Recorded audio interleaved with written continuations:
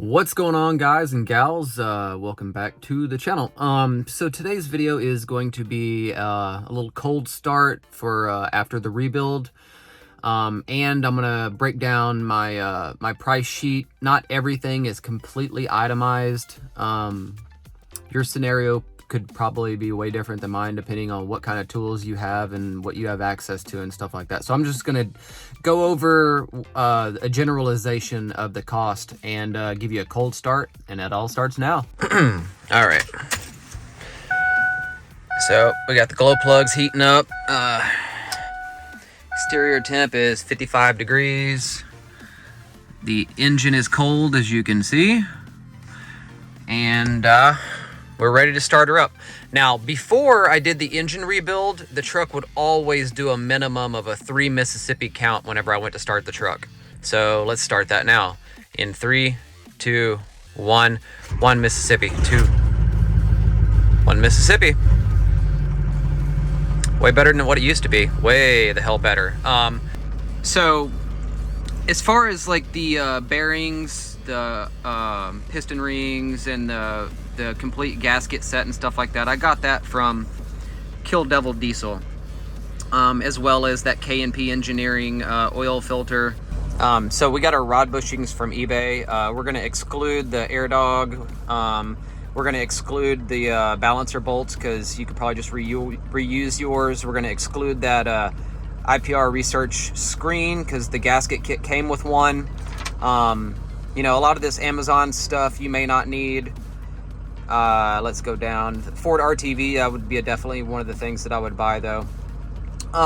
So for everything that I've got, and I kind of went balls out, guys, and I'm sure that I missed some stuff here, so I'm just going to say $4,200 is what I've got in this rebuild.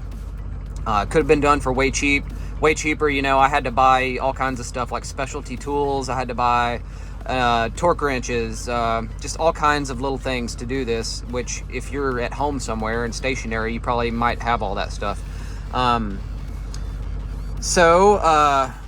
Just do the rebuild kit and the machine work on the cheaper level of the machine work. I think I probably could have gotten this done for $2,100 had I not had to buy all the odds and ends.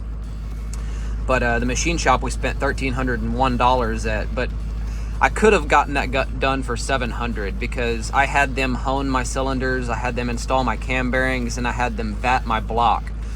All of that I didn't need to have them do. I could have done it myself. Also they had to install the rod bushings because unless you've got like some liquid nitrogen at your house or the specialty tools and some kind of a press, you're not going to be able to do those yourself. But you know, all in all, guys, if I would have gone on a budget and watched what I bought, I could probably have got it done for around $2,100. I just want to go ahead and thank everybody that watched the video series and commented and liked and everything. It was a giant pain, and if you go to do it yourself, you will probably agree with me. And as far as advice on these trucks, if you want my advice is don't buy one. Don't buy one because you're going to be in an endless loop of one more purchase, another $500 has got to fix it, right?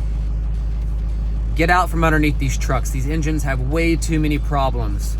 You know, you can get a truck for $15,000 and put $5,000 in it, you know, and then a year, we've done that. And then a year later, we're doing this, another $5,000 job, you know, and if that's going to happen all the time, you might as well just, I hate to admit it, but my significant other, she was right.